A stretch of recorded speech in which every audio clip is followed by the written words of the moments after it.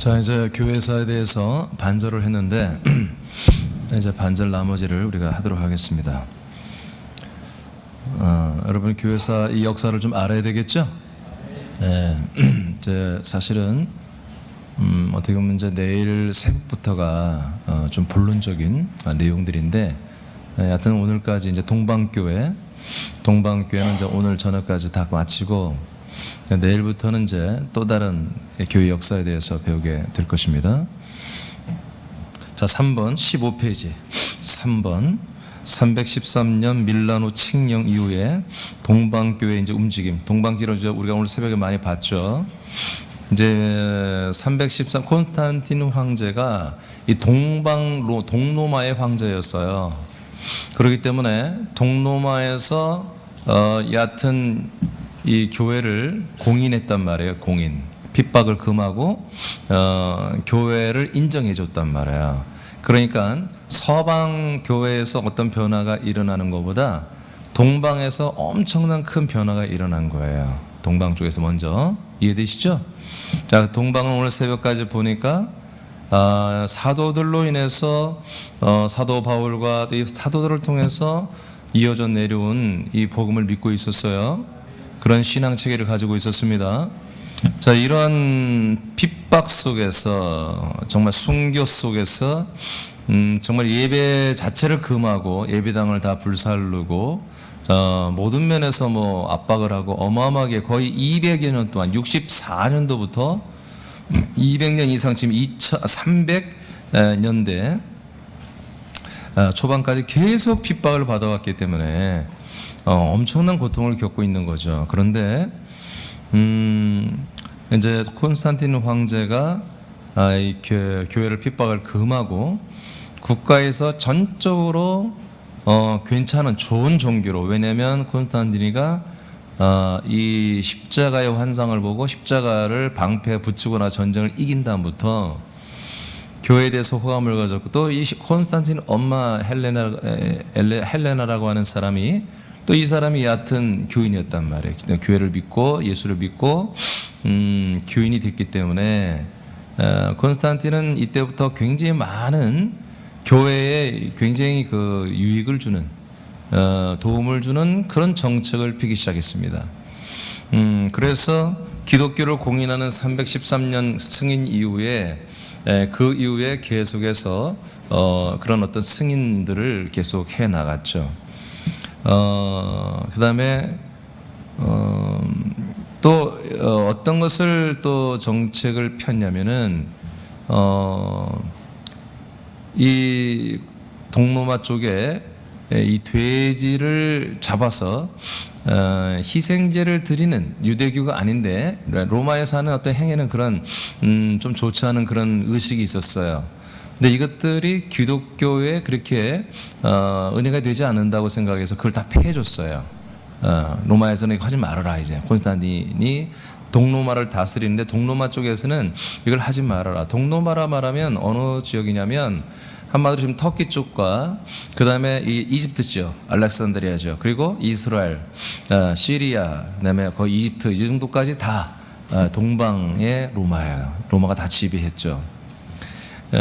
그래서 그런 어떤 기독교와 좀 잘 맞지 않는 이런 것들은 다 없애주는 이런 편리를 또 제공도 했어요. 그리고 또 하나는 뭐냐면 콘스탄티니가 주일 제정을 했어요. 일요일날 예배를 드려라. 그래서 일요일을 아예 공휴일로 정했습니다. 이게 최초로 이게 시작된 거예요. 일요일날 예배를 다 드리라. 그러니까 아직 국교는 안 됐지만 거의 국교화되는 과정을 만들어준 게 이제 이 콘스탄틴이죠. 그러니까 이 당시 제가 늘 얘기하죠. 초기 교회는 많은 부분에서 사도들이 정말 단호하게 하지 못했어요. 이것이 좀 사도들에게 아쉽죠.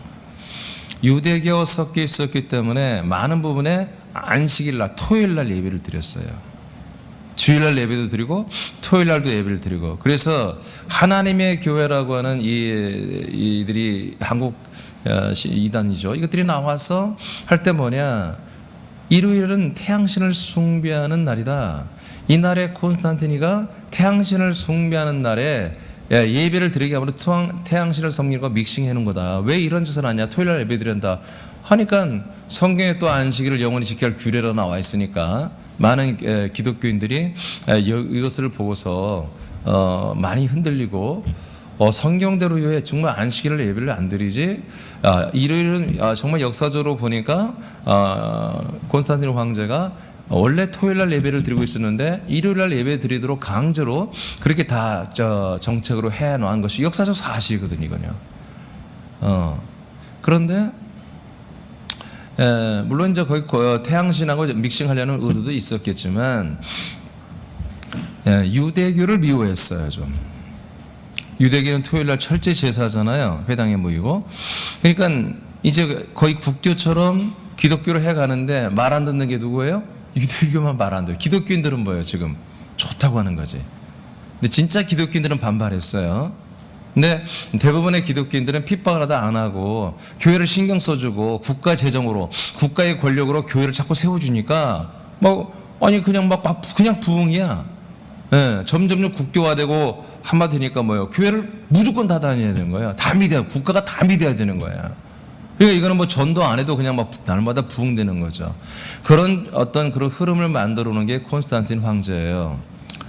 그러니까 유대교를 좀 싫어하는 거죠. 말 안 들어먹으니까. 그러니까 유대교들을 핍박하고 저들을 하기 위해서 아예 토요일날 모든 종교 행위를 못하게 하는 거야. 그리고 일요일날 예배를 드려라. 이런 콘스탄틴이 칙령을 내리는 거예요. 그래서 이때부터 기독교가 더욱더 이제 완전히 일요일날 예배 드리는 그게 시작된 거예요. 근데 우리가 성경적으로 보면 여러분 매일 드리는 거예요. 우리는 예배를. 아멘. 우리는 예배를 매일 드리는 거예요. 단지 뭐예요? 세계 모든 우리 제도가 일요일날 쉬기 때문에 일요일날이 편한 거 우리가 예배 드리기에. 또 하나 성경과 신학적으로 보면 이제 안식일은 예수 그리스도 안에서 우리에게 이루어졌습니다. 이루어지는 것을 왜 안식을 위한 예배를 드리냔 말이에요. 그럴 필요가 없죠. 이제는 주님의 날, 재림하시는 그 날을 우리가 기다리며 주님의 날, 주님이 부활하시고 주님이 성령으로 임하시는 이런 이 날에 우리가 예배드리는 게 옳죠. 그리고 초대교회 상당 부분이 안식 후 첫날에 예배를 드렸잖아요. 할렐루야. 자, 그렇기 때문에 우리는 이제 어떻게 보면 일요일날, 모든 날의 첫날인 일요일날 예배드리는 게 옳습니다.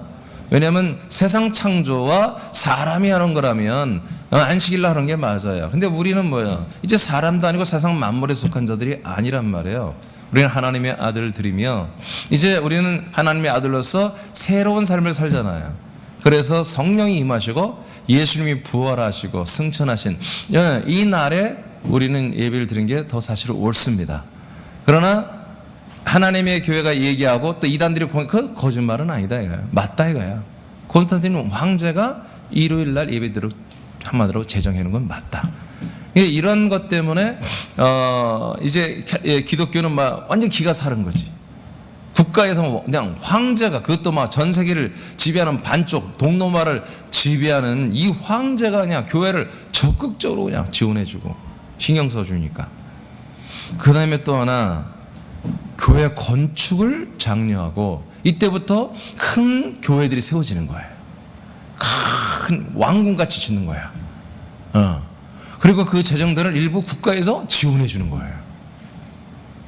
할렐루야. 우리도 그랬으면 좋겠죠. 한국도 그렇게 하는 거예요. 그러니까 정말 모든 시민들이 국가 보기에 교회가 세워지고 이제 교회가 막 건물이 커지고 교회 막 사람들이 막 더 많아지고 막 국가 관료들이 거기에 막 나오고 시장이 나오고 쉽게 말해서 막 국회의원이 나오고 황제도 나오고 말이야. 막 이런 식으로 되니까 시민들이 바라보는 교회상이 달라지는 거지. 그래서 야 저기 가야 나도 출세하겠다. 그렇게 점점점 이 교회가 한마디로 국가교회는 아직 아니지만 공인된 교회로서 황제가 엄청 국가가 밀어주니까 잘 부흥되는 시즌이 온 거예요. 그리고 325년인가 이때는 니케아 공회를 여는데 놀랍게도 아직 제대로 예수를 믿지 않는 이 콘스탄틴 황제가 이 교회 회의 한마디 총회를 주관해요. 그래서 이때 이들이 다 세운 게 뭐냐? 그 대표적인 게 사도신경을 이때 정한 거예요. 사도신경. 그래서 사도신경을 정해서 이때 이 사도신경 이 니케아 공회에서 콘스탄틴 황제가 인도를 한 회의에서 사도신경과 몇 가지 삼일체에 대해서 이것을 다 정해서 이제 모든 이제 교회들이 지키는, 정말 천국이 일어나는 거죠. 천국이 목사도 아닌 평신도도 제대로 아닌 세례도 받지 아니한 자가 한마디로 총회장이 돼가지고 교리를 정하는 거예요. 이런 웃기는 일들이 일어나는데, 이제 이것이 실제로 이제 교인 수가 많아지고 교회가 번성하고 부흥하는 데는 놀라운 이제 역할을 했다, 그런 얘기죠. 자, 이런 현상 속에서 동방교회 이렇게 막 이제 어마어마한 부흥이 일어나죠. 그런데 이걸 통해서 보니까 동방교회 본질이 다 틀어지는 거예요. 핍박이 없고 아까 말한 것처럼 로마 국가에서 엄청난 지원을 해주기 때문에 이제 진짜 정말 이 그리스도의 복음을 믿고 정말 신실하게 점진적인 구원을 이루어가는, 이러한 구원을 정말 신실하게 지켜가는 진짜 한마디로 사제들과 그리고 성도들은 여기에 굉장히 불만을 갖게 되는 거죠. 이 교회 지도자들이 점점 타락하고 교인들이 점점 타락하고 이제 세속화되고 이런 것들에 대해서 이제 염려를 하고 여러 가지 이제 분쟁이 있었습니다. 자, 이렇게 여러분들이 이제 이 내용을 알고 이제 여기 들어가야 돼. 자, 313년 그래서 이 밀라노 칙령 이후 동방교회가 어떻게 흘러가는지 봅시다. 어떻게 보면 오늘 새벽까지 보니까 어떻게 희망이 동방교회에 있죠? 지금 우리 새남교회가 성경대로 하는 것들을 대부분 동방교회가 갖고 있었잖아요. 그죠? 근데 이렇게 지금 엄청난 어마어마한 큰 사건이 일어난 거예요. 동방교회에. 밀라노 칙령을 인해서 이 교회가 국가의 공인이 되므로 국가의 지원을 받고 함으로 교회가 핍박이 없어지고 이제 완전히 세속화되기 때문에 사실은 외형적으로는 엄청난 부흥이 있었지만 내면적으로 교회가 완전히 타락하는 이런 일이 시작된 거예요. 300년대에 바로. 그래서 첫 번째, 사막과 수도원 영성이 이때 시작됩니다. 여러분 수도원이란 말 많이 들어봤죠? 수도원 영성. 콘스탄틴이 교회 핍박을 중단하는 밀라노 칙령은 동방교회의 변화를 초래했다. 그리스도교는 핍박의 순교의 시대가 끝났고 교회는 로마의 공적 기관이 되어갔다. 380년에 로마의 국교가 되었다. 이제 교회는 새로운 영적 위기가 왔다. 자기 만족과 기계적인 성내, 영적 무기력. 여러분 너무 표현하면 영적으로 사실 무기력해지죠. 이런 것들과 진짜 그리스도인들은 싸워야 했어요. 그리스도 교회 일부는 그래서 정말 이 믿음, 이 생명, 이 신앙, 이 영성을 지키기 위해서 몸부림치다가 일부는 사막의 교부인 안토니라고 하는 사람이 있어요. 안토니. 이 안토니가 이제 선구자인데 이 사막 영성에 안토니의 본을 따라 개인적으로 혹은 단체로 이집트, 팔레스타인, 시리아, 가파도기아 이게 다 이제 동쪽에 있는 거잖아요. 터키와 그다음에 시리아 쪽 여기 동방교회니까 이런 사막으로 사람이 없고 문명이 없고 한마디로 세속이 전혀 있을 수 없는 그런 어떻게 보면 기도원, 수도원 같은 곳을 일부러 찾아 들어가는데 제대로 건물도 짓지 않고 움막에서 살고 이렇게 아주 정말 고향을 하면서 살아가는 사막으로 들어가기 시작했습니다. 그들은 하나님을 찾았고 마귀와 싸웠고 기도했고 성경을 명상했고 금식과 가난을 통한 금욕을 수련했습니다. 사막 영성은 순교 영성과 수덕 영성, 덕을 쌓는다는 거예요. 계승하면서 제자직의 표준을 유지하려고 이들은 예를 썼습니다. 동방과 서방의 수도원 전통을 처음 형성한 곳은 아프리카였고 아시아와 유럽으로 이것이 점점 확장이 되었습니다. 이들은 그리스도교의 기득권을 버렸습니다.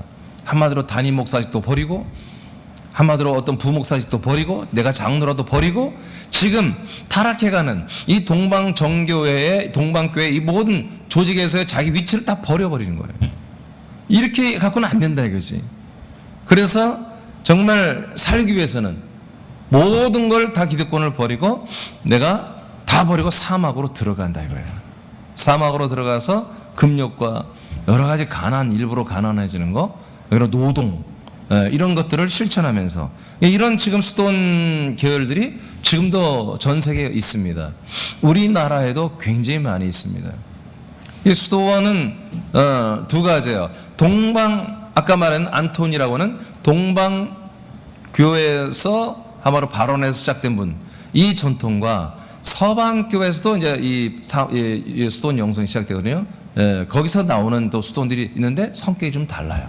그런데 나중에 가다 보면 두 개가 다 믹싱돼 버려요. 그래도 하여튼 두 개 좀 계열이 영성 흐름이 지금도 있고 우리나라에도 이런 게 있어요. 그래서 한 4년 전에 산인제 군사 연합집회 온 강문호라고 하는 한 목사님이 있는데 거기 성막이 아주 유명하신 분이에요. 성막 강의를 잘 하시는 분인데 이분이 은퇴를 지금 그때 한 1년 남겨놓고 그러는 거예요. 자기가 이제 내가 그때 이제 선교부 총무였기 때문에 5년 전인가 같이 이렇게 식사해 오는데 목사님도 저기 나이 65세 되면 자원은퇴되고 내가 만드는 수도원에 들어오라는 거야. 그래서 수도원이요? 뭐 하는 데인데요? 내가 이제 봤더니 이런 계열이에요. 그러니까 감리교 신학대학은 이 사막 영성을 전문으로 하는 김우정이라는 교수가 있거든요. 그러니까 그 사람이 이 사막 영성을 계속 가르치는 거예요. 감시는. 그러니까 감리교 신학대에서 나온 사람은 이 영향이 있어요. 예, 이분도 감리교 신학대를 나온 분이고 물론 그 부분 다 선배지만 거기에 심취해 있었던 거예요. 그러니까 이 세속화된 교회에서 목회하는 게 싫다 이거예요. 장로들은 은퇴 못하게 많은 거예요. 빚이 뭐 80억 있대. 그래서 이 빚을 갖고 은퇴하라고. 당신 아니면 이거 못 갚지 않냐. 당신이 카리스가 있으니까 은퇴하기 전에 이 빚을 갖고 은퇴하라고 그러는데 이 목사님은 싫다는 거예요. 그냥 빨리 은퇴하고 싶다는 거예요. 빨리 은퇴해서 산속으로 빨리 들어가고 싶대. 근데 난 그들의 마음을 알아요. 그래야 구원을 받을 것 같은 거예요. 이게 얼마나 사람들이 신실한 사람들이에요. 에? 이 안톤이라는 사람은 자기 재산을 다 부잣집이에요. 부모가 죽고 나서 자기 재산을 전부 다 나눠줬어요. 그거 자기가 딱 들어가서 조금 쓸 돈, 노동을 해서 벌어먹고 살아야 되니까 노동에 필요한 자재 이런 것만 좀 남겨놓고요. 싹 나눠주고 그냥 들어간 거예요. 이제 21~22살밖에 안 먹은 애가. 그러니까 인간적으로 보면 정말 신실한 거죠. 이 믿음을 지켜보려고. 그래서 이들은 그리스도의 기득권을 버리고 하나님을 위하여 좋은 것들을 버리는 신앙을 이어나갔다. 대표하는 인물은 안토니. 이 사람이 251년에 태어나서 356년에 죽은 사람이에요. 그러니까 아직 로마가 국교화 되기 이전에 이제 공인이 되고 정말 교회가 권력을 얻어가고 국가와 연합하여 하나가 되면서 이제 타락하고 비리가 많아지고 이제 교회가 국가 기득권을 가져가고 국가는 교회를 통해서 어떤 국가의 정책을 펴나가는 이런 아주 더럽혀지는 이런 것을 보고 안톤이라고 하는 사람이 이제 사막으로 들어갔어요. 고대 이집트 콥트인으로서 이 사람은 부잣집에서 태어났어요. 부모가 사망하자 그는 말씀에 문자적으로 순종하여 재산을 가난한 사람들에게 나눠주고 제자의 길을 따랐다.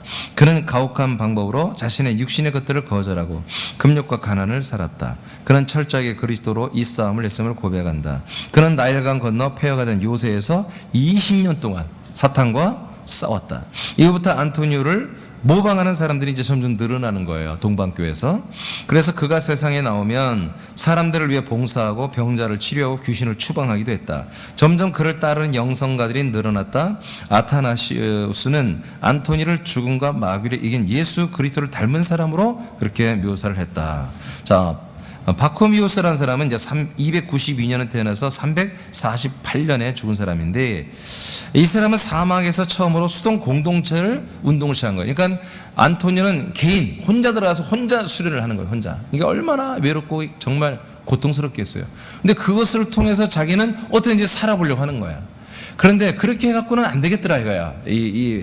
파코미오스는 그런 정말 안토니 같은 사람들이나 그걸 영성을 하는 거지.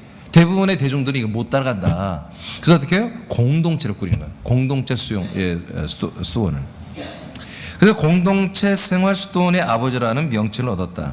그런 안토니를 모방하여 사막에서 은수자로 살던 중 많은 은수자들이 은수자는 이제 은둔해서 수련을 하는 사람들을 말하는 거예요. 엄격한 운수 생활에 적응하지 못하는 것을 보고 이집트 북부 나일강 근처에 타베네시의 공동생활 수도원을 세웠다. 이들도 금욕과 가난을 실천한다. 그러니까 이 두 사람이 굉장히 중요한 사람이에요. 그래서 개인 영성, 이렇게 공동체 영성 수도원으로 최초로 세운 사람들이 동시대 사람들이죠. 이게 다 뭐요? 로마교회, 동방교회 사람들이 이렇게 시작했다. 자, 두 번째, 갑바도기아, 터키 쪽이죠. 갑바도기아 세 명의 교부가 있는데 그 중에 한 명이 바실레이오스라고 하는 사람인데 이 사람도 330년에서 379년 다 4세기 사람들이에요. 파코미우스의 영향을 받아요. 아까 공동체 수도원을 했던 이분의 영향을 받아서 카이사랴에서 수도원 운동을 발전시켰어요. 카이사랴는 여러분 이스라엘 쪽입니다. 이스라엘 예루살렘의 옆쪽으로 약간 위쪽에 있는 거예요. 그런 357년 팔레스타인, 이스라엘 땅이죠. 이집트, 시리아, 메소포타미아를 순례하면서 금욕주의와 수도원 운동을 공부를 했습니다. 그런 358년에 수도원을 이제 설립을 하고 기도, 노동, 공동체 생활의 중심을 둔 수도 규칙을 만들었어요. 이 규칙은 동방 수도원의 중심 원리가 됐습니다. 그는 삼일체 교리를 확정한 니케아 콘스탄티노플 신조의 형성 과정에 크게 이바지했고요. 그는 영적 성장을 하나님의 형상을 회복하는 것으로 이해를 했습니다. 이게 동방교회가 이제 이런 것들을 계속 이들이 추구한 거예요. 수도원에서. 근데 여러분, 이건 개인적 취향이 아니라 여러분 성경적인 것인데, 여러분 이렇게 개인 영성에서 광야에 들어가고 사막에 들어가 있는 거, 공동체 생활하면서 어떤 인적이 드문 사람과 관계적인 곳에 들어가 사는 거, 여러분 성경적이지 않습니다. 알겠습니까? 너희는 세상에 뭐라 했어요? 빛이다. 너희들은 세상에 숨겨지지 않아야 된다고 그랬어요, 예수님이. 아멘입니까? 근데 이해는 돼요. 이들이 정말 이 교회가 국가와 하나가 되니까 뭐 거대한 집단이 되는 거죠. 자기들이 어떻게 개혁을 할 수가 없는 거야. 그러니까 이제 도망치듯이 이들이 어떻게 보면은 자기들이라도 살으려고 하는 어떤 그런 것들 때문에 이렇게 하는 건데, 그러나 원칙적으로 보면은 한 거 했어야 돼요. 자기들이 핍박을 받거나 여러 가지 어려움을 당하더라도 이렇게 피해서 도망갈 게 아니라 그 세속화되는 교회에 맞서서 교회를 지켰어야 되는 거예요. 아멘. 안 넣는 거 봐. 여러분 일 같지 않죠? 이런 일이 한국에 곧 닥친다니까요, 이제. 그레고리오는 수도원의 이론가입니다. 두 번째 그레고리. 그런 노동보다는 높은 차원의 사색적인 신학과 독서와 지적인 문화가 필요합니다. 이게 또 점점 달라지는 거예요. 점점점. 이제 노동, 개인이 들어가서 혼자 하는 거, 그보다는 단체보다는 단체가 노동과 어떤 농사짓고 이런 걸 중요하게 여겼단 말이에요. 그런 거 하지 말자. 그건 어떻게 다른데 우리가 돈을 어디서 선교를 받거나 누가 기부를 받고 이렇게 하고, 우리는 그런 거 하지 말고 공부하자, 사색하자, 명상하자, 책을 보자, 이런 식으로 점점 흘러가는 거죠.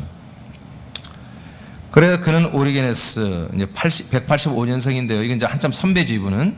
이게 이제 신비주의 신학을 만든 이게 아버지예요. 최초의 사람인데, 이 오리게네스의 신비 신학의 영향을 받아서 영적 생활이란 물질 생활을 떠나서 영적인 빛과 정화를 향해 가는 과정이라고 주장합니다. 이게 딱 들어보니까 무슨 냄새가 나요? 서방교회의 것들이 냄새나죠. 여기서부터 섞이기 시작하는 거예요. 이 수원에서부터 서방교회의 그런 영성이, 그런 초월 영성, 신비 영성, 그리고 인간은 하나님의 정말 전적인 은혜가 아니고는 아무것도 할 수 없는 그런 부족하고 악하고 아무것도 안 되는 그런 존재라는 그런 개념이 밑에 깔고 하는 영성이 여기서 믹싱이 되기 시작하는 거예요. 니사의 그레고리오는, 그레고리오 동일한 인물이에요. 니사의 그레고리오는 인간이 신화에 참여하는 것은 운명이나 본성이나 의지에 의해서가 아니라 성령의 사역에 하나님의 영원한 생명에 참여한다고 주장했다. 그러니까 여기서 뭐 동방과 시작 빠져나가죠? 동방은 뭐예요? 우리 인간의 의지도 중요하다고 그랬죠? 자유의지도.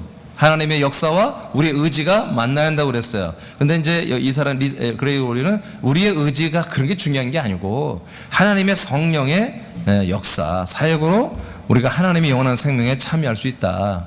그래서 점점 동방교 시작한 여하튼 이 영성이 서방교의 영성으로 점점 옮겨가는 걸 우리가 볼 수가 있어요.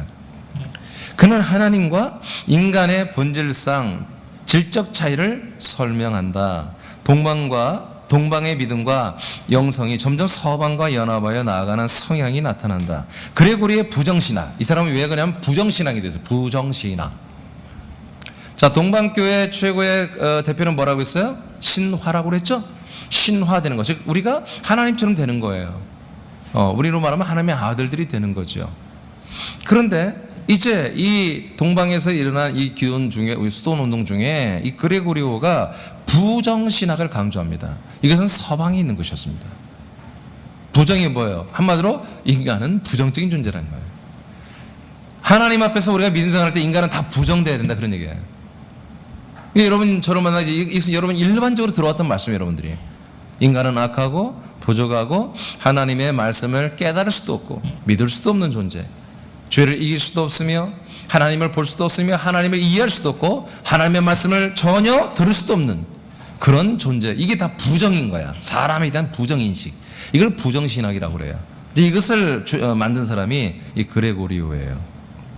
이 그레고리의 부정신학은 어둠에 나아가 하나님의 영광을 보는 사관인 거예요. 그러니까 우리가 하나님을 만나려면 어디로 가야 돼? 하나님의 영광 빛이 있는 곳에 와서 하나님 만나는 게 맞잖아요. 근데 이 사람은 어떻게 생각했다? 어둠에 나가는 거예요. 어둠에 나가서 우리의 어두운 것들을 시인하고 우리의 부족한 걸 시인하고 그 어둠 속에서 내게 빛으로 살짝 오시는 그분을 우리가 바라봐야 된다. 그러니까 내가 어둠이라는 거야. 내가 어둠. 내가 밝음에 갈 수가 없다는 거예요. 나는 어둠인데 내가 어떻게 밝음에 들어가? 어둠 속에서 주님을 만나는 이런 부정신학. 이게 서방 소로마 교회 성향이죠. 그래서 모세가 하나님께 나아갈 인간의 대부분을 부정하는 것이며 모세가 하나님께 나아갈 때 흑암 중에 모든 사람들이 부정이 되고 모세만 허락되어 어둠 속에 들어가죠. 흑암과 구름 속으로 들어가잖아요. 번개와 지진 들어가서 그 안에서 빛을 만나잖아요. 여호와 하나님의. 이것에 이런 구약적인 것을 자꾸 이렇게 성경의 근거를 갖는 거예요. 이 사람들이, 영성가들이. 그래서 우리도 모세처럼 어둠 속에서 하나님을 만날 수 있다. 구약적으로 자꾸 이렇게 생각하는 거예요. 이 바보들이. 이는 5세기 후반에 디오노시오스의 사상과 결합되어 동서방의 신비신학과 영성에 영향을 주는 이제 일을 하기 시작합니다. 이제 5세기니까 이제 400년대. 자, 세 번째 요하네스 카시우누스라. 이 사람은 360에서 453년. 점점 이제 시대가 이제 흘러가고 있죠. 400년대로 왔습니다. 지금의 루마니아에 속하는 지역에서 이분 태어났고요. 그는 베들렘에 3년간 은수자 생활을 하였고 이집트 스케데 사막에 가서 수도 단체 훈련을 합니다. 그는 414년에 프랑스 마르세유의 이집트 스타일의 수도원을 설립을 하고 에바 그리소스의 부정신학을 서방교로 전합니다. 근데 서방교는 이걸 안 받아들일 필요가 없어요. 일단 서방교는 원래 이런 성향이니까 찰떡같이 맞는 거죠. 암브로스와 그 다음에 어거스틴 신학이 다 이런 거니까. 그 다음에 그를 통해 이집트의 오리게네스주의와 서방의 수도원 운동이 만나게 된다. 동방교의 기도는 예수님의 기도입니다. 그러나 이제 동방교회에서 이제 수도원 운동으로 지금 이렇게 뭔가 지금 이렇게 영성이 바뀌어진 거 이해되시죠? 동방교회 하나님께서 사도를 통해 받았던 것들이 한마디로 정통 이제 큰 한마디로 기득권을 가진 교회는 로마와 연합하여 타락하기 시작했고, 그래 이들은 그걸 싫어서 빠져나와서 사막으로 영성으로 공동체로 가진 사람들은 뭐야? 이제 점점 개인주의 영성, 서방 교회에 있었던 여러 가지 그런 영성으로 좀 변질되는 게 느껴지죠? 지금 무슨 말인지 이해되세요? 그러니까 뭐야? 진짜 사도들을 통해서 온 것들이 뭐예요? 남는 게 지금 별로 없어지죠? 무슨 말 아시겠어요? 지금 그 얘기를 제가 여러분에게 하려고 지금 이걸 다 적어놓은 거예요. 그러나 이들은 이제 지금 수돈 영성하는 사람들 말이에요. 이들은 예수 그리스도의 형상, 동방교회는 예수 그리스도의 형상을 원하지 않습니다. 근데 이들은 뭐 예수 그리스도의 형상을 바라본단 말이에요. 이게 늘 혼자 있으면서 외로워서 그랬나? 영화 있잖아, 먼 건분가 비행기 타고 가다가 무인도에 떨어져가지고 혼자서 하기 싫어하잖아, 그게. 배구공에다가 뭐 자기 피로 이렇게 얼굴 그려놓고 맨날 이름 지어놓고 아무것도 대화할 수 없으니까. 그걸 보면서 그것이 정말 그 사람이 위로했잖아요. 그런 것처럼 안토니오가 20년 동안 혼자 살다 보니까 그랬는지 이들은 성화, 이런 그림이나 어떤 형상들을 상당히 가까이 하기 시작했어요. 그리고 마리아와 성인들의 형상을 그린 이콘, 어떤 그림, 성화죠. 그런 걸 이콘이라고 하는데 그 이콘 앞에서 촛불을 켜고 향을 피우고 입맞춤으로 기도를 하기 시작했습니다. 어떤 물건이나 그림 앞에 거기에 촛불을 켜고 그걸 바라보면서 기도하고, 또 물건 어떤 우상 이런 거면 입을 맞추면서 기도하는. 그러니까 인간적으로 이해가 돼 얼마나 외로웠으면 그러겠어. 그리고 이들은 뭐예요? 실제로 세상을 끊고 들어갔으니까 세상 사람들에게 한마디로 믿음을 실천할 기회가 없잖아요. 그러니까 뭐라도 해야 돼. 이런 지식 좀 미안하지만 이런 행위라도 해야 뭐 믿는 것 같잖아.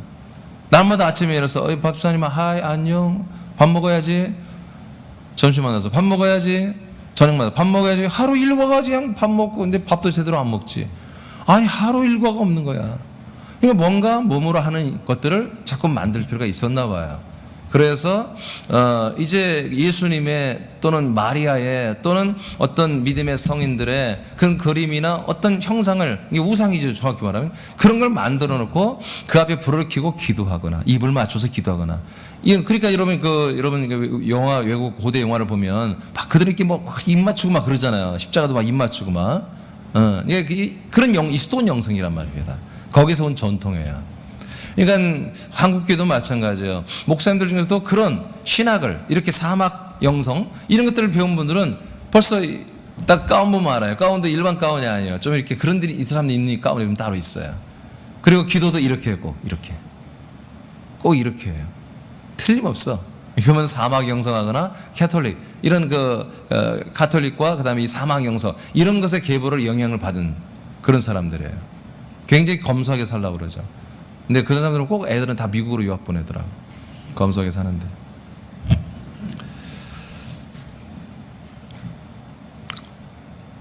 진보적인 성향을 가진 사람들이 여기에 다 많이 속하죠. 자, 그 다음에 어디까지 했죠? 입맞춤으로 기도를 한다. 동방 종교의 바실레오스는 4세기에 성령론이라는 것을 정립했는데, 여기서 형상하게 바치는 형상, 그러니까 어떤 예수 형상, 마리아 형상 또는 어떤 성인들의 형상, 이런 형상들에게 바치는 예의는 그 원형에게 귀속된다고 주장합니다. 이게 무슨 말이에요? 해도 된다 안 된다? 해도 된다는 거지. 이렇게 하는 것보다 그 원형에게 귀속이 된다 이거예요. 그러니까 이 원형은 아니죠. 그림이니까. 그렇지만 그림에게 해도 그 예수에게 그대로 하는 거 똑같은 거다. 이렇게 인정을 하는 신학적으로 한마디로 정의를 내려주는 거예요. 그래서 이것을 이콘 신학이라고 그래요. 이콘 신학의 기초를 놓았다. 아자스무스의 요하네슨이라는 사람은 749년에 죽은 분인데 이제 7세기, 8세기로 오고 있죠. 자, 이 사람이 이렇게 말하면 나는 피조물을 예배하지 않는다.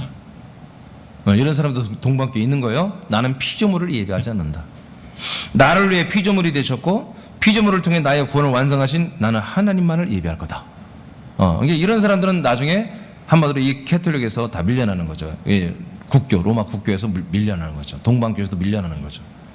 787년 8세기죠. 제7차 에큐메니칼 공의회는 이콘 숭배를 교리로 정해버렸습니다. 이콘 숭배를 해도 돼. 이때는 여러분 동방교 서방교회가 완전히 나눠진 때가 아니에요. 1054년에 완전히 나눠져요. 그러니까 여기서 동방교에서 이렇게 정리하면 동방교도 지켜야 되고 서방교도 지켜야 되는 거예요. 이해되시죠? 그러니까 뭐예요? 동방교회가 이렇게 지금 엄청나게 타락한다는 걸 느끼죠? 이런 걸 지금 느끼라고 내가 뭐 교회에서 하는 거야. 내가 3개월을 준비했다니까요. 타이프도 엄청 치고. 이런 걸 좀 알으라고. 동방교회는 분명히 사도의 속사도로서 이 모든 진리와 복음을 한마디로 계승했지만, 이렇게 콘스탄틴의 교회를 한마디로 거의 국교화 시대 공인해주고 혜택을 주고 하니까 타락하고, 그것을 타락 안 하려고 사막으로 한마디로 이렇게 떠나고 자기를 정말 괴롭게 하면서까지 했던 사람들도 이제 갑자기 그런 신비주의, 영적 그런 그노시스 같은 이런 영성가들로 점점 타락하기 시작했다는 거예요.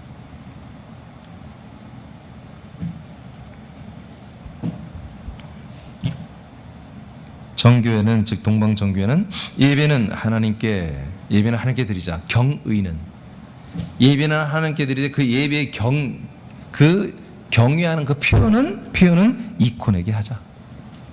이렇게 정의를 내린 거예요. 동방교회가. 타락했죠? 이렇게 되는 거예요.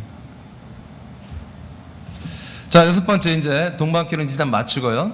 여섯 번째, 동방정교회와 오늘날의 개신교, 이 프로테스탄트 개신교도 다뤄야 되기 때문에 그냥 동방교회가 그래도 오리지널을 갖고 있었기 때문에 개신교와 비교를 해보세요. 왜? 개신교회는 동방교회에서 나온 게 아니에요. 서방교회에서 나온 거예요. 서방 캐톨릭에서 한마디로 교역대 나온 것입니다. 동쪽에서 나온 게 아니야. 이 개신교는, 개혁은 서방교회, 서로마 교회에서 교육대에 나온 거란 말이에요. 그러니까 동방에 이런 것들이 약해. 그런데 제가 오늘 아침에 다 얘기했죠. 루터가 로마 신학이라고 하는 동방 정교에서 만든 신학책을 받아들였단 말이에요. 그러니까 무명으로 된 것을 자기 이름으로 다 출판하면서 이 책을 널리 알리며 이 책을 따라서 종교 개혁을 하는데 엄청난 영향을 주는데, 그 중에 그게 뭐였다? 바로 점진적 구원론이 있었다. 거기에 성화의 개념이 있었다, 그런 얘기지. 예. 자, 그래서 동방 종교와 개신교 비교는 대단히 재밌는 거예요. 이거는 대단히 재밌는 거예요. 자, 한번 비교를 해보겠어요. 1번, 첫째는 이건 정말 관심 있는 사람들, 제가 이번에 하는 거 엄청나게 여러분 재밌는 거예요. 그리고 오늘 어떤 지체도 저에게 말했는데, 다른 것들을 모르면 어떠니? 우리가 진리를 알면 되지. 이 진리와 생명을 알고 전하면 되지. 그런데 이번 성회를 통해서 듣다 보니까 그 생각이 바뀌었습니다. 어떻게? 알고서 이 진리를 전하기 훨씬 더 좋을 것 같습니다. 지금 제가 다 자세히는 못하지만 나름 그래도 굉장히 중요한 부분은 이번에 8번 집회에 다 짚는 거예요. 깊이는 안 하지만. 그러나 제가 다 통달해서 여러분에게 해주는 거예요. 그러니까 지금 오늘날 우리가 지금 믿고 있는 성경, 그리고 그 성경을 통해 우리에게 증거된 그리스도의 복음, 그리고 그 그리스도의 영광스러운 한몸된 교회, 이런 것들이 우리에게 얼마나 소중한지를 우리는 알고 있죠. 이미 믿고 있죠. 그렇지만 그 외의 것은 모르죠. 우리가, 여러분 저보다 모르잖아요. 나도 다 몰랐 거예요. 동방교회 나 전혀 몰라요. 이번에 나도 공부해서 아는 거예요. 그런데 이런 걸 다 알고서 우리가 이 그리스도의 복음을 전하고 그리스도의 몸된 교회를 말할 때 더 힘이 있다는 거지. 누군가 뭔가 그러면 니네 교회 우리가 뭐가 달라? 똑같이 했을 때 개신교회와 그리스도의 몸된 교회와 같을 수가 없죠. 그렇죠? 그런 것들을 여러분 이번에 다 꿰뚫고, 그래서 이번 집회 끝나면 여러분 이걸 다시 읽으시기 바랍니다. 꼼꼼히 읽어요. 그래서 제가 언제 한번 좀 그러려고 그래요. 시험을 좀 치려고 그래요. 신천지처럼 우리도 시험을. 그래서 어제 아까 보고를 받으니까 우리 중고청 하고 나서 시험도 보고 뭐 했다고? 번전? 골든벨 했는데 난 깜짝 놀랐어요. 도현이가 막 3번째까지 남아있었다고 그러대. 중학교 1학년짜리가. 그래서 내가 그런 거 하지 마. 1학년 아이 도현이나 이런 애들 어떡하라고 그런 걸 하지 말라고 했더니 도현이 교사들이 이 말이면서 도현이가 3번째까지 남아있었어요. 마지막까지 그러더라고. 그래서 내가 이게 말이야, 시험은 열심히 하는 사람들이 잘하는 거구나. 그래서 시험을 한번 볼까? 응?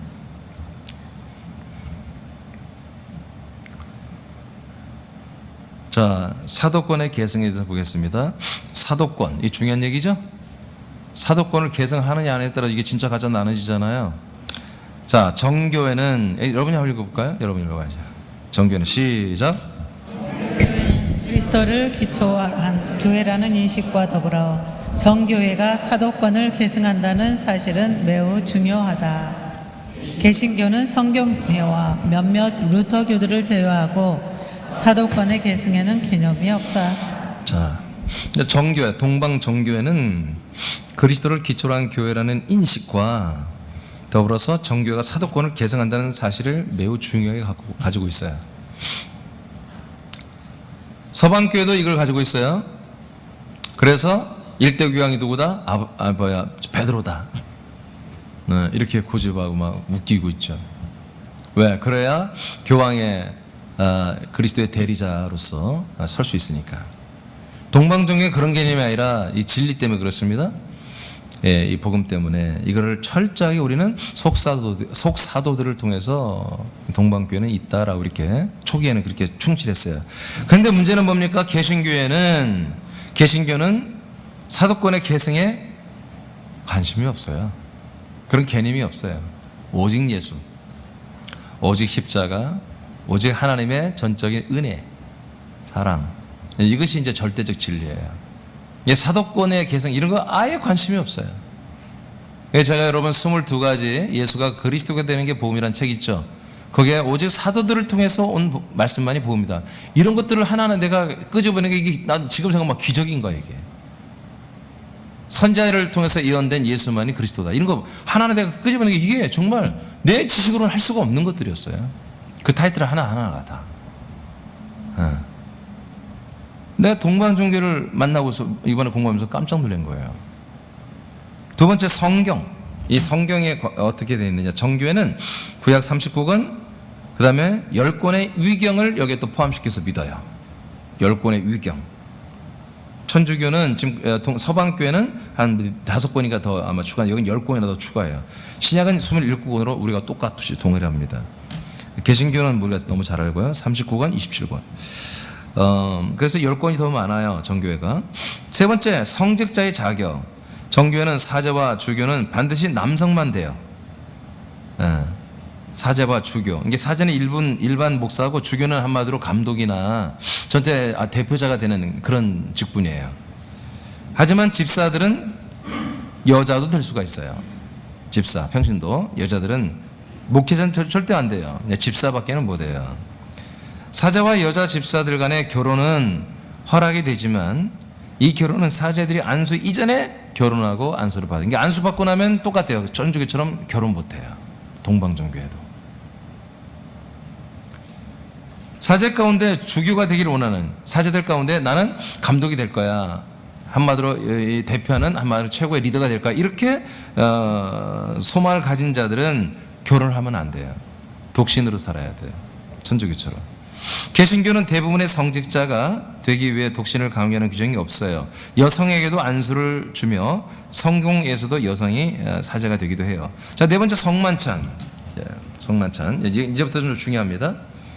사도권의 계승과 이 성만찬이 매우 중요해요. 정교회는 만찬 또는 신성한 예전이라는 이름으로 불립니다. 성찬식은 현재 그리스도를 희생하는 예전이며, 뭐 하는 거라고요? 성찬식은 그리스도를 희생하는 예전이며, 성만찬을 통해 죄를 용서받을 수 있으며, 성만찬이 부활한 그리스도와의 만남이라고 생각합니다. 그러니까 이들이 어떤 교단보다도 뛰어나. 왜? 이 성찬을 두 가지로 정확히 나눴잖아요. 예수의 그 피와 그리스도의 몸을 분류해서 하는 거예요. 이해되셔요?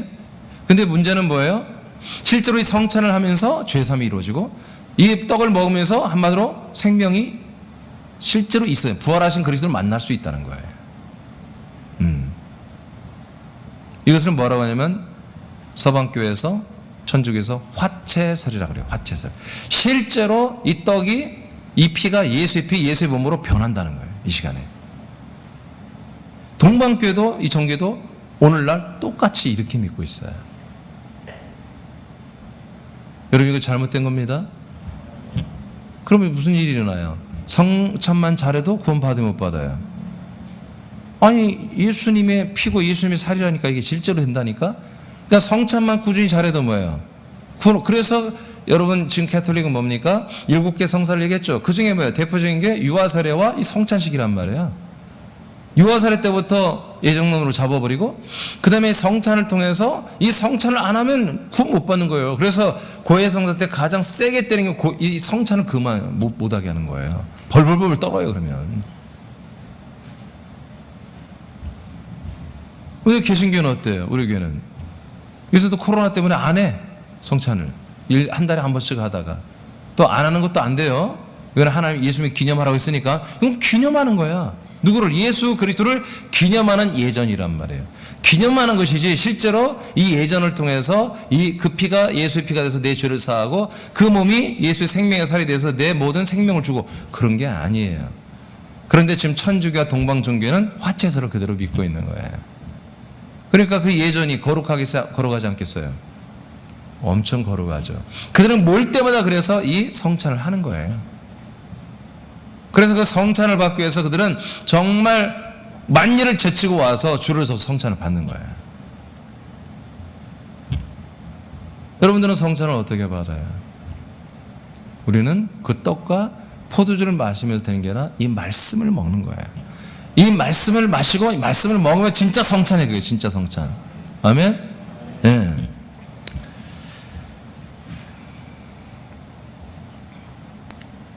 개신교는 세례가 상징적인 의미를 가지고 있듯이 성만찬도 상징적인 의미를 가지고 있으며 성만찬을 할 때마다 그리스도가 희생하신다는 정교의 가톨릭의 신학을 반대합니다. 이건 개신교가 맞는 것입니다. 기념하는 것입니다. 예, 이 성찬을 했다고 해서 세례식을 했다고 해서 한마디로 내가 완전히 죄에서 해방되고 그런 거 아니라요. 세례식은 뭐다? 성찬은 뭐다? 내가 하나님의 아들로 거듭나는 것을 믿는 사람들, 이런 사람들이 하는 예식이 불과한 거예요. 그 예식을 했기 때문에 내가 죄사함 받고 했기 때문에 구원받는 게 아니다 이거지. 그러면 다섯 번째, 이들에게 동방정교와 개신교의 성만찬의 의미는 뭐냐?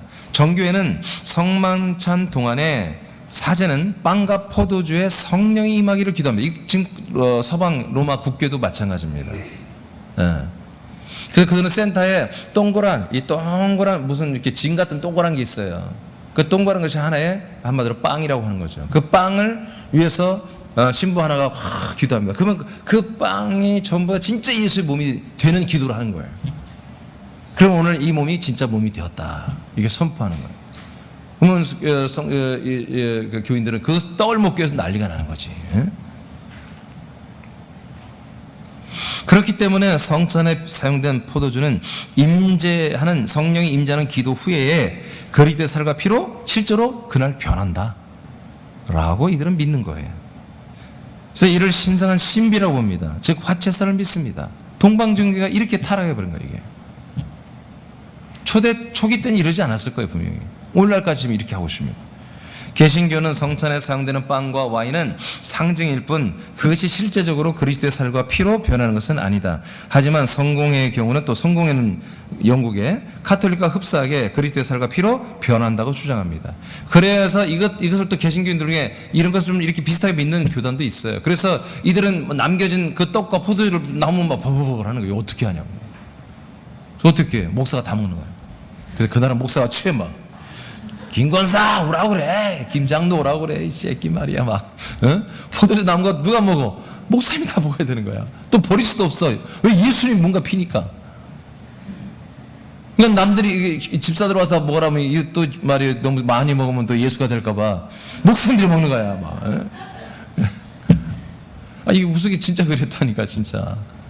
목사 초년, 나도 초년명 때 나무를 어떻게 하지? 어떻게 하지? 나도 누가 들었어. 목사 다 먹어야 한다고. 그래서 내가 처음에 먹다가 도저히 못 먹게 해서 버려버렸어. 그냥 주야! 하고 버려버렸어. 여섯 번째, 이제 계속 그냥 먹을걸. 성찬 분반의 자격. 맞나? 성찬 분반의 자격, 성찬을 분반하는 자격. 정교회는 거룩한 빵과 포도주는 오직 정교회 교인들만이 먹을 수 있다. 그러니까 만약 그 정교회 친척들이 놀러 왔어요. 가서 예배드리러 왔어요. 이들이 개신교 교인이에요. 참여 못합니다. 일반 캐톨릭 서방교회 출신들이야 참여 못합니다. 누구도 교황이 와도 안 돼. 동방 정교회 교인들만 참여하게 이렇게 규정이 되어 있어요. 개신교는 뭡니까? 바로 세례받은 기독교인은 다. 우리 교회는 뭡니까? 약속을 믿고 하나님의 아들로 거듭났으면 모두가 하는 거예요. 아멘? 자, 성령에 대해서 어떻게 돼 있나? 정교회는 니케아 공의에서 결의한 대로 성령은 하나님으로부터만 나온다고 믿습니다. 동방정교회는. 그러니까 성부 하나님이 성령을 성자의 중재로 보낸다고 생각합니다. 다 이게 맞아요. 성경적이에요. 그러므로 성자는 성령이 함께 하실 때에 비로소 하나님과 인간의 중재 역할을 하게 됩니다. 여러분 이게 굉장히 중요한 얘기입니다. 이런 건 맞아요. 네. 근데 오늘날은 뭐예요? 성령은 우리 개신교는 뭐예요? 성령 관계없이 예수님의 십자가, 예수님의 대속이 뭐예요? 중보한다고 믿죠? 네? 뭐요? 그럼 여러분 이것도 아니요? 그럼 뭐요? 이거 맞아요? 예? 개신교는 그래서 성령은 성부와 성자 모두로부터 나온다. 또 이렇게까지 보아요. 성령은 성부와 성자로 나온다. 여러분 이거 왜 그런 줄 아십니까? 성경에 나오는 아들의 영, 그리스도 영이란 말이 나오죠. 그걸 개신교는 거의 100% 성령이라고 생각해요. 그래서 여러분 그런 그리스도의 영에 대한 아들의 영 이런 걸 나온 걸 그 본문을 설교하는 목사 설교 들어보세요. 그 아들의 영, 그 그리스도 영을 다 성령이라고 해석해서 그렇게 해요. 진짜 아들의 영을 몰라요. 나도 예전에 그랬지만. 그래서 이렇게 말할 수밖에 없어요. 여러분 아들에서 나오는 영은 아들의 영입니다. 아멘. 하나님에서 나오는 게 성령이에요. 그러나 앞에서 동방중에서 설명했던 거 성령의 중재로 우리가 아들 그리스도가 우리에게 오는 거, 그리스도가 오는 거, 이게 성경적인 거야. 그러니까 이런 것들은 아직도 좋은 게 남아있어요. 동방정교회. 그 다음에 구원은 어떻게 되는지 보겠습니다. 정교회는 사람의 모습을 드러나는 믿음을 강조한다. 그러니까 뭐 행함 있는 믿음을 강조한다 이거예요.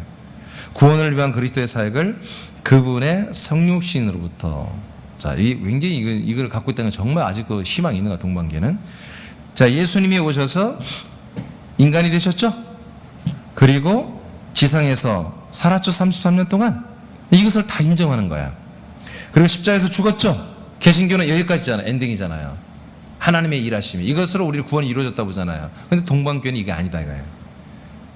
그리고 나서 그리스도의 부활까지 다 이 과정을 한마디로 다 믿는다 이거예요. 이르기까지의 전 과정을 이들은 강조합니다. 그래서 우리도 이와 같은 예수님 같은 발자취를 따라 우리도 이렇게 함께 죽고 부활의 생을 함께 살고 이렇게 살아가야 한다. 이런 우리 인간의 모습으로 이렇게 하나님을 따라 사는 이런 것들이 반드시 우리에게 있어야 된다. 그래야 구원이 되는 거야. 그래서 점진적 구원, 이루어져가는 구원, 이것을 지금까지도 이 교리가 아직 있어요. 감사하게도 아직까지 동방교회가. 그래서 이들은 점진적으로 하나님과 하나가 되는 구원관을 가지고 있다. 그러나 이들의 구원 과정에서 그리스도의 생명적인 부분들은 발견하게 내가 아무리 찾아도 못 찾겠어요. 아직까지는 힘들다. 그러나 개신교는 예수 그리스도를 믿음으로 구원받는 거, 그냥 예수 그리스도를 믿으면 구원받는다 이거예요. 그럼 그리스도가 뭐냐면 그건 설명할 필요도 없어. 그냥 예수는 우리의 죄를 속에 죽으신 예수고 그리스도는 우리를 구원하는 구원자다 이렇게 해석하는 거예요. 그래서 이게 예수가 그리스도가 되는 복음이다 이렇게 다 말하고 있다고 지금 보니까. 예수는 누구다? 속량. 그리스도는 우리의 메시아, 구원자. 그럼 구원이 어떻게 됩니까? 했을 때 100% 어떻게 말한다? 그분의 예수의 십자가. 그 그리스도의 십자가. 그 그리스도의 피로 우리가 구원받는다. 그래서 지금 예수가 그리스도가 된다고 설교하는 그런 목사님들을 내가 한 5명 내가 만났다겠죠. 여기까지 막 써놨어. 예수가 그리스도가 되는 게 복음이다. 내가 해보려고 내가 좁아서 내가 지금 쓸까 말까 지금 하거든요. 근데 막 그렇게 써놨더라고. 어느 교회가 목사도 나보다 더 젊은 목사가 와서 할렐루야 나도 이제 묵은 좀 내려놓겠다고 들어봤더니 이거야. 또 예수는 우리의 죄를 위해서 죽으신 분이고 이제 그리스도는 우리의 모든 죄를 완전히 속량하신 그 피로 속량하신 그리스도. 같은 분이야. 같은 분이 그냥 그것을 예수 그리스도라고 하더라고. 근데 지금 그래도 그분들은 뭔가 연구한 분들이죠. 예수와 그리스도를 좀 차별해 보려고 했는데 안 되는 거죠. 그래서 예수는 제가 마태복음 1장에서 여러분 예전에 설명해 드렸죠. 예수는 자기 백성을 구원하는 자죠. 죄에서 1장 21절. 그러나 23절에 뭐라고 했어요? 그 예수 이름이 임마누엘 된다고 그랬죠. 임마누엘이라. 그를 임마누엘 하리라. 임마누엘이라 하리라. 그래서 예수님이 우리와 함께 하는 거죠. 그 함께 할 때 뭐예요? 그것이 그리스도잖아요. 그죠? 그 임마누엘 하나님이 약속하는 우리와 함께 하면 그리스도가 되는 거잖아요. 그때 우리가 완전 구원, 생명구원이 이루어지잖아요. 이게 그런 개념을 그리스도가만 빠지고 예수가 십자가 달렸고 예수가 우리와 함께해서 그 예수는 우리의 구원자가 되신 그리스도가 됐다. 이렇게 설명하더라고요. 그만큼 또 대단하다 이거예요. 그만큼 또 좋다 이거예요. 그러나 정확히 말하면 그는 예수입니다. 예수.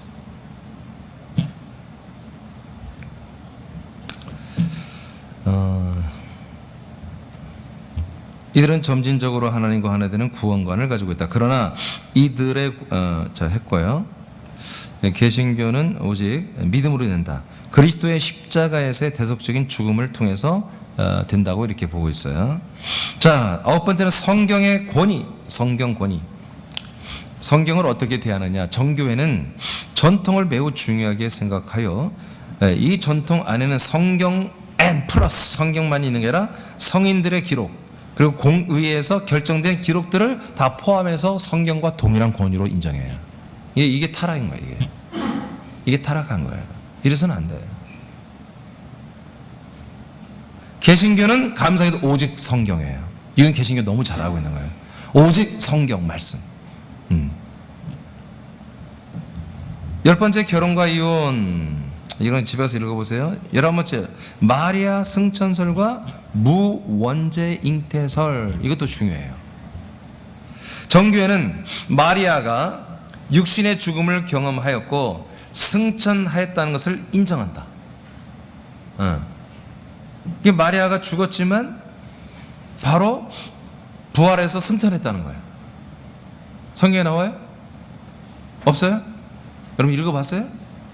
없어요? 그러나 마리아가 예수님을 잉태하는 순간 원죄가 사라졌다. 예수를 잉태하는 순간 원죄가 사라진 서로마 교회에서는 원죄가 없다고 그래요. 마리아를. 승천설도 믿고 마리아는 원죄도 없다. 예수를 잉태하는 순간 그는 완전히 거룩한 성녀가 됐다는 거죠. 근데 동방교회는 원죄는 있다. 그래서 예수님이 원죄가 없는 데서 예수를 잉태한 건 그건 아니다. 인간으로서 잉태했다. 그러나 그 위에 이는 예수의 어머니로서 하나님 특혜를 주어서 죽은 다음에 부활하여 승천했다. 이 승천설을 믿어요. 그럼 성경에 없는 것은 안 믿어도 되죠. 아니 성경에 있는 것도 우리가 다 못 믿는데 이렇게 없는 것을 만들어서 자꾸 시간이 흐를수록 동방교회 뭐예요? 이렇게 세속화되고 인본화되고 서방교회 것들을 많이 받아들이는. 그래서 작년 가을에 동방정교회 대표 교부와 서방교회 대표인 교황이 만났어요. 만나서 이제 화해를 했어요. 이제 더 이상 우리 1054년에 완전히 우린 원수가 돼서 깨졌는데 우린 교단이 달라. 다른 거하고 한마디로 이혼을 했는데 우리는 다시 합치자. 다시 화해하자. 거기에 오케이 하고 사인했어요. 작년에. 원래 제가 얘기했죠. 네덜란드 헤이그의 평화의 궁전에서 세계 종교대회를 열고 종교 대표들이 다 와서 거기에 하나가 되는, 우리가 하나다 라는 그 종교 통합 회의를 하고 그것을 한마디로 헌장을 발표하려고 한다고 그랬죠. 근데 이 코로나 때문에 그게 연기됐어요. 감사하게. 근데 영상으로는 다들 발표했어요. 영상으로는 모든 대표들이 우리는 하나가 된다. 우리는 하나가 된다. 뭐 무슨 조로아스터교, 뭐 불교, 뭐 유교, 뭐 기독교, 이슬람교, 그다음에 동방종교회, 천주교, 모든 종교 한 30-40명이 와가지고 전부 다 우리는 하나로 사인할 거라고 의견은 다 발표는 영상은 다 올려놨습니다. 근데 모여서 아직 사인은 하지 못했어요. 감사하게. 근데 그 전에 가장 어떻게 보면 문제가 되는 이 로마 교회, 동로마, 서로마, 서로마 국가교회와 이 동방정교회 대표가 모여서 작년에 이제 앞으로 우리는 하나가 되자고 사인을 하지 않았지만 합의를 해버렸어요. 이게 점점 뭐예요? 지금 세계 종교 통합이 이루어진 시즌이 가까이 오고 있다는 우리는 알아야 된다. 왜 그런 일이 일어나요? 원래 동방종교의 구원론이나 그들의 사도 계승, 속사도들의 전통을 보면 도저히 그럴 수가 없는 거예요.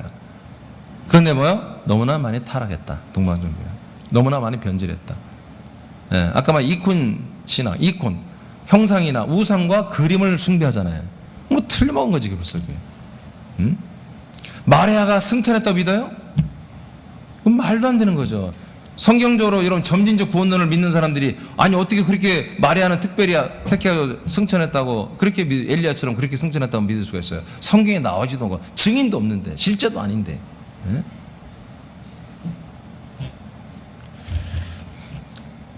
정교회는 원죄가 이제 원죄에 대해서 봐야겠어요. 정교회는 원죄가 다음 세대로 전해진다는 신학 사상을 받아들이지는 않는다. 이건 참 잘하는 거예요.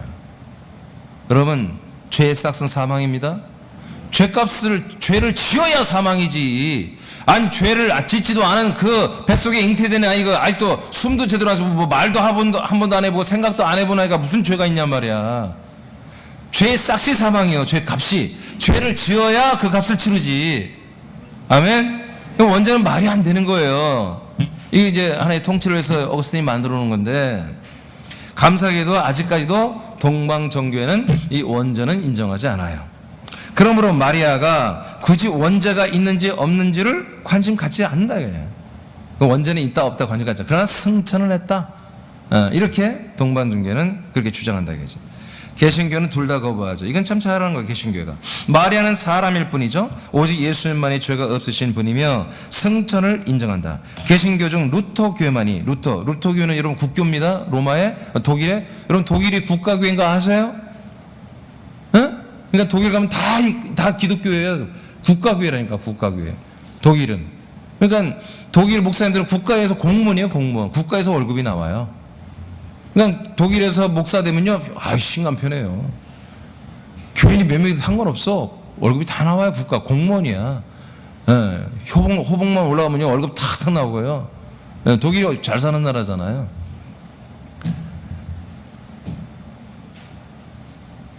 그래서 루터교는 무원죄 잉태설을 마리아에 대한 잉태설을 아주 인정하고 있어요. 자, 마리아의 위치 12번째. 마리아의 위치. 이것도 굉장히 중요한 거예요, 사실은요. 마지막 페이지인가요? 정교회는 마리아는 하나님을 품은 자로서 숭배의 대상으로 인정합니다. 그러니까 승천까지 인정했겠죠. 여러분 그러면 안 되죠? 안 되죠? 네. 마리아는 평생을 동정녀로 살았던 최초 성인이라고 믿고 있습니다. 아니 내가 얘기잖아요. 아니 예수님의 동생들이 버젓이 있는데 그럼 동생들도 그러면 성령으로 잉태했단 말이야? 그러면 그들도 예수이지? 네? 마리아는 아줌마라니까요. 얘를 낳은 아줌마야. 예수님도 그 태를 통해 나왔고 그 동생들은 그 남편과의 성관계를 통해서 애를 팍팍팍 낳은 거야. 아줌마야 아줌마. 이 마리아도 예수 그리스도를 믿어야 되고 예수 그리스도를 섬겨야 되고 예수 그리스도 하나님의 약속을 믿어야 할 존재란 말이야. 믿어야만이 구원받는 존재야. 근데 보세요, 천주교회 마리아가 그냥 교회 입구 앞에 그냥 딱 지키고 있잖아요. 예수는 어떻게 돼 있어? 예수는 마리아 품에 안겨 있고 말이야. 이따위로 예수를 완전히 격화시키는 그것을 위해서 마리아를 자꾸 띄우는 거예요, 여러분. 개신교는 마리아는 하나님의 아들을 잉태한 거룩한 여인인 건 인정하지 않아. 하지만 마리아가 평생을 동정녀로 살았다는 것과 마리아가 예수님과 인간 사이의 중재자 역할을 한다는 사실들은 절대로 거부합니다. 그러나 서방교에서는 뭐 말할 것도 없이 지금 캐톨릭 국가교회는 마리아가 완전히 우리 구원까지 인도합니다. 마리아가 말이에요. 마리아님 우리가 죽어서 좋은 데 갈 때 우리를 인도하소서. 그들의 경문, 기도문에 다 이런 게 나와요. 예수님 우리를 인도하소서가 아니야. 마리아님 우리가 이제 죽어서 인도를 받을 때 마리아님 우리를 인도하소서. 이렇게 지금 고백하고 있다니까요. 근데 동방교회는 그 정도는 아니지만 동방교회도 마리아를 신성한 여인으로 승천한 여인으로 그렇게 숭배한다. 13번째 교황의 권위. 정교회는 로마의 주교 정도로 존경하는 거예요. 그러니까 우리 같은 한마디로 교회의 다른 교단의 대표자.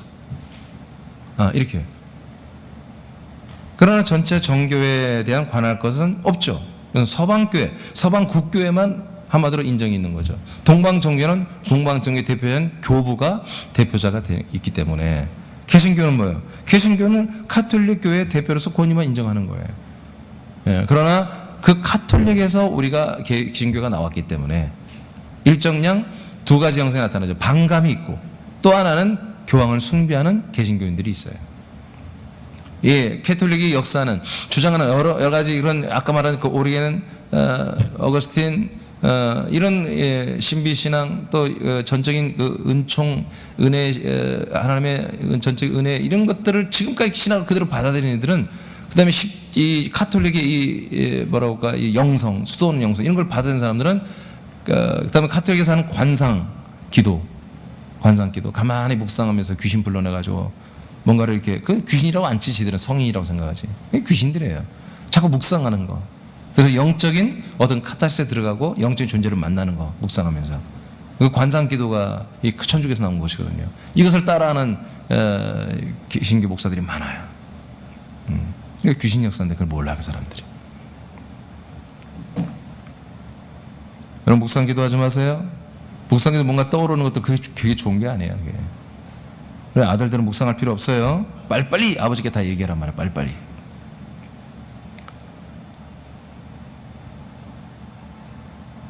오케이. 그 다음에 교황무호설. 정교회는 교황무호설을 거부합니다. 교회를 진리의 길로 이끄는 것은 오직 성령이라고 주장합니다. 맞습니다.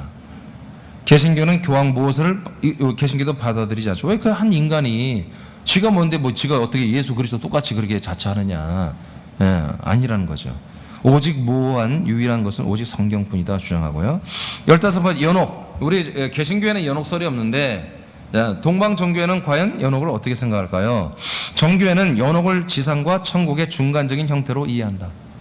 이런 부분은 뭐 타락한 거예요. 이거 연옥을 받아들이면 안 되거든요. 그러나 연옥의 상태에서 뭐 하느냐? 정화나 죄사함을 받는다고는 믿지 않는다. 그러나 서방교회는 믿는 거예요.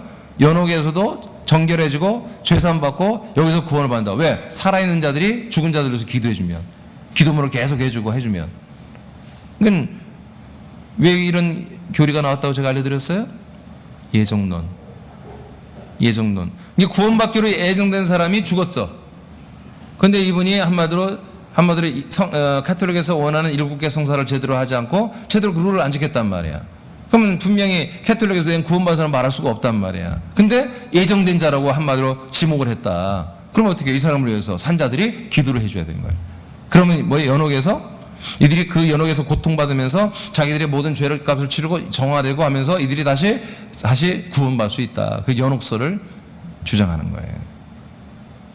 근데 동방정교 안타깝게 이걸 또 믿네. 이걸 인정해. 그러나 중간적인 형태로 읽지만 여기서 정화나 죄산 받는 건 아니다. 이 정도. 그러니까 어정쩡하게 이것을 믿고 있어요. 개신교는 여러분 이걸 믿지 않습니다. 개신교는 천국 아니면 지옥. 두 가지만 하고 있습니다. 그러나 여러분 낙원이라는 게 있습니다. 낙원 개념을 잘 모르기 때문에 이런 연옥 이런 것으로 해서 대체를 하는 거예요. 여러분 낙원도 천국입니다. 근데 낙원은 뭐예요? 영혼 천국. 영혼들이 들어가는 거예요. 지금 영혼들이. 그럼 영원한 하나님의 나라는 뭐예요? 천국은 부활의 몸으로 들어가는 거예요. 이런 개념들이 없어요. 동방정교도 그렇고 개신교회도. 그냥 우리가 죽고 나면 영혼권만 오직 하는 거예요. 영혼권만. 그러니까 뭔가 찜찜하고 여러 가지 부족한 부분들을 뭘로 채워요? 바로 이 연옥이나 낙원으로 채워내는 건데 이게 참 잘못된 거죠. 영혼권이 아니라 두 개입니다. 몸의 권도 있습니다. 영혼권은 낙원에서 지금 이루어지는 것이고 마지막 때 우리의 부활의 몸의 권은 영원한 하나님의 나라에서 이루어지는 것입니다. 아멘. 그래서 낙원 천국에 있는 영혼들은 결국 부활하여 하나님 나라로 들어가야 되는 것입니다. 이런 것들이 성립이 없더라고요. 정리된 게 없어요. 자, 성례전.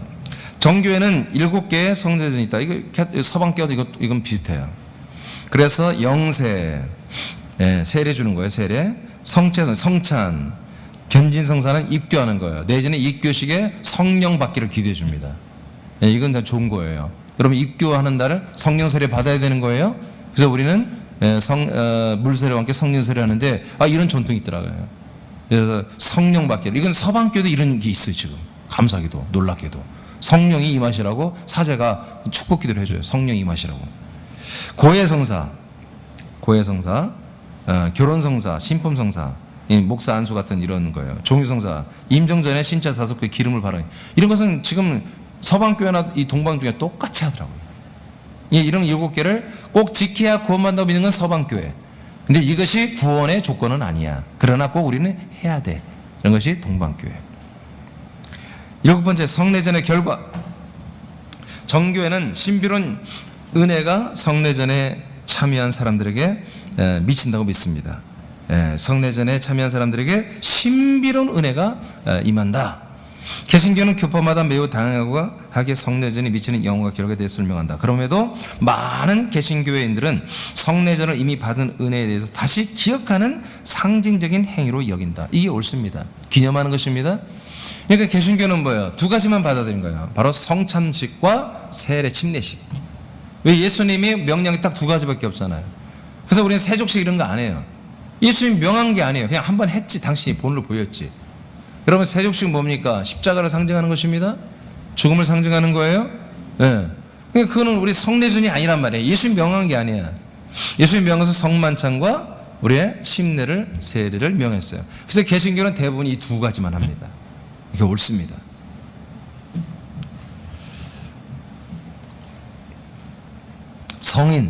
성인에 대한 사상, 성인. 정교회는 숭배받을 만한 특별하고도 거룩한 사람들을 가리키는데, 이 성인은 숭배받을 만한 특별한 거룩한 정교회 전통 속에서 위대한 믿음의 선진들을 말하죠. 쉽게 말해서 이제 뭐 베드로나 사도 바울 같은, 바나바 같은 이런 위대한 인물들이 동방 정교회 시즌에 있었겠지. 클레멘스나 폴리캅 같은 순교자들이 있겠죠. 그런 분들을 성인이라고 인정하는데, 이들은 하나님과 사람 사이의 중재자와 같은 역할을 하며 기도 가운데서 이들의 이름이 거론됩니다. 동방 정교회에서는. 이게 서방 종교하고 다 똑같아 버렸죠. 타락해 버린 거예요. 오직 우리 예수 그리스도의 이름으로 기도합니다. 아멘. 우리가 하나님의 아들이기 때문에 다른 사람 중보자 필요 없잖아요. 아들들이니까 아버지께 바로 기도하는 거야. 이거 하나님의 아들 예수 그리스도의 이름으로. 개신교는 성인들을 그리스도의 삶을 따라 살아간 사람들이라고 받아들입니다. 그러나 표현상 성인이라고 표현하지는 않습니다. 우리는. 그죠? 오직 하나님과 사람 사이의 중재자는 오직 예수 그리스도뿐입니다. 이 개신교회 이런 것들은 잘하고 있는 거예요. 그 다음에 예배. 정교회는 거룩한 예전이 정교회 예배의 중심입니다. 그러니까 정교회도 천주교 비슷해요. 이런 예전, 아까 7개 성사를 똑같이 하죠. 서방교회 하죠. 그런 것들을 굉장히 중요시 여깁니다. 그래서 동방정교회도 제가 이제 가보지 못하고 그림으로 이제 제가 포털 사이트에서 그 동방정교회 성전의 교회 모습, 내부 모습 이런 거 한번 다 봐봤어요. 천주교하고 비슷해요. 천주교하고 굉장히 도움식으로 만들어놨고요. 그림, 뭐 성화, 이콘, 막 이런 것들이 아주 막 엄청나게 많아요. 거기도. 근데 이제 베드로 성당 같이 그렇게 뭐 뱀을 막 기둥에 똘똘 많고 용이 감고 올라오고 그런 건 안 만들었어. 뱀도 막 베드로 성당 시커먼 뱀이잖아요. 시커먼 뱀이 말고 올라갔잖아요. 그 본 제단 4개 기둥에 뱀이 둘둘 말고 뭐 구렁이 같은 이때면 두꺼운 뭐 징그럽게 해놨잖아요. 가운데 이 센터 여기다가 가운데 딱 태양신 태양 딱 해놓고 거기서 빛 나온 것처럼 이렇게 해놓고. 근데 그런 것은 없어요. 보니까 동방교회는. 그렇지만 많은 여러 그림, 여러 가지 좀 이렇게 거룩하게 도움으로 해서 막 울리게 만들고 이제 그런 거는 다 똑같더라고요. 그래서 그들은 예전이 정교의 예배의 중심. 물론 거기 설교도 있고 말씀이 다 있어요. 그렇지만 이걸 중요하게 여긴다. 예배는 원래는 옛날엔 그리스어로, 헬라어로 이렇게 히랍어로 진행되나 지금은 일반적으로 각 나라의 지방의 고유 언어로 진행되고 있다고 해요. 개신교는 신앙생활의 기본은 예배입니다. 이게 옳아요. 개신교가. 찬양과 기도 말씀이 선포되고 모든 영광을 하나님께 올려드립니다. 그래서 우리 산업교는 뭐예요? 그런 예전이나 어떤 거룩한 폼을 잡는 그런 게 전혀 없잖아요. 그러죠? 중요한 건 뭐예요? 우리가 마음이란 말이에요. 마음. 그래서 우리가 어느도 예복도 갖춰 입지만 점점 개신교 이거가 타파하죠. 목사들도 좀 더 가운 입지 말자. 양복도 입지 말자. 그래서 뭐 이렇게 티 하나 입고 올라오고 그러죠. 저는 그 반대입니다. 우리가 하나님 앞에 어느 정도 예의를 갖춰야 됩니다. 우리 심령과 우리 생명의 예의도 갖추지만 외형적인 것도 예의를 갖춰야 되는 것입니다. 아멘입니까?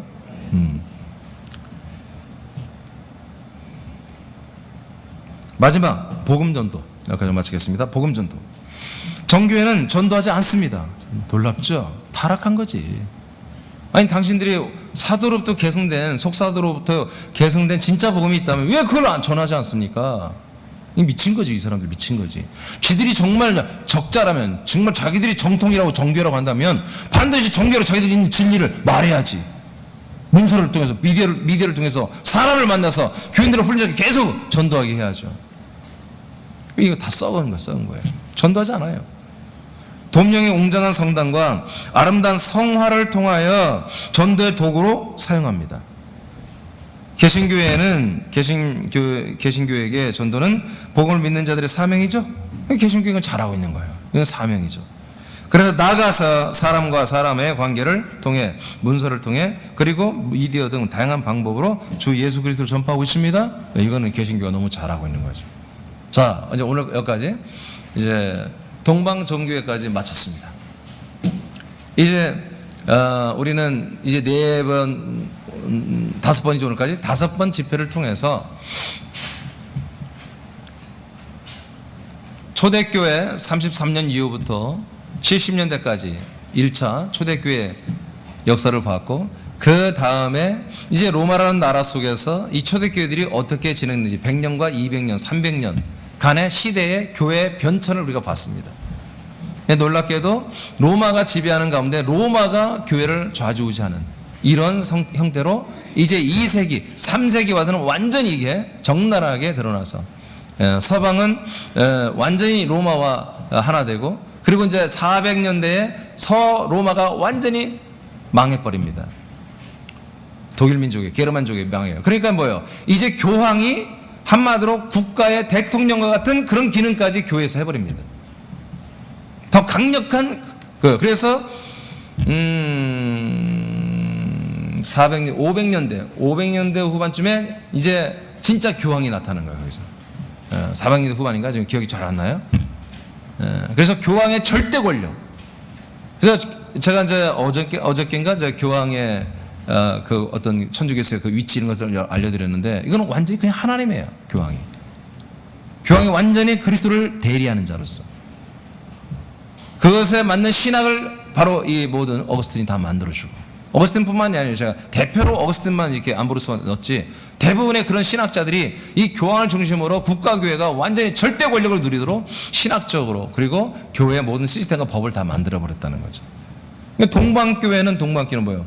콘스탄티니가 이렇게 배려해주고 국교가 되고 막 이러면서 한마디로 동방교회도 엄청난 이렇게 변질과 희석, 세속, 인본화가 이루어져서 거기에서 그래도 지켜보려고, 영성을 지켜보려고 정말 일부러 가난해, 일부러 배고프고, 일부러 정말 덥고, 일부러 정말 목이 뜯기고, 일부러 집도는 움막 짓고 살고, 얼마나 불편해. 그렇게 자기 몸을 학대하면서까지 믿음을 지키려고 했던 그런 영성가들이, 사막 영성 이런 가들이 이렇게 나오는 것까지 오늘 다 봤고, 그다음에 오늘 그래서 동방 종교회와 지금 개신교는 뭐가 좀 다를까, 어떤 게 같을까 하고 여기까지 비교를 해 보았습니다.